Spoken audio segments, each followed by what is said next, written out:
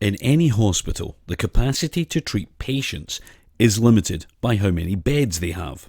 Think of this as the number of beds in your local hospital at any given time. A couple are already filled by patients receiving treatment for things like a car accident or stroke, and this dot represents one person who is healthy and decides to go out like usual. They jump on the subway or a bus and head into the office or shops where they catch Covid-19, but they don't feel sick right away and might not for several days.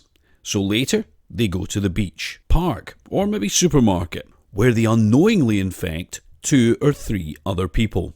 Most of these people will have relatively mild cases, but one of these people may be an elderly person with a severe case who will eventually have to go to hospital. But these 3 who are all infected but don't feel sick go out again onto public transport, into their work, and afterwards visit family and friends, infecting several more people, 20% of whom will need to go to the hospital.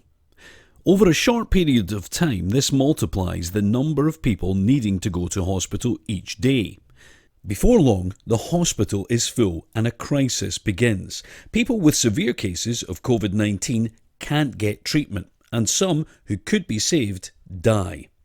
Plus, people with other issues can't get treatment as the hospital is over capacity, and some of them die.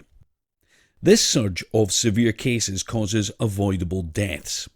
That's what happened in Iran, South Korea and Italy, all of which went from 100 to more than 5,000 cases in less than 2 weeks.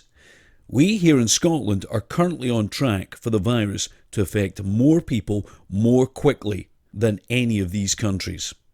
A lot of people have already died because they couldn't get into the hospitals. The surge was generated by only severe cases, but those were caused by people who didn't feel sick and continued to socialise with friends and family and moved around in public. Which means the people who can do the most to avoid these unnecessary deaths are these people. These people are all of us. Scotland, to slow the virus down, you need to act as though you already have it.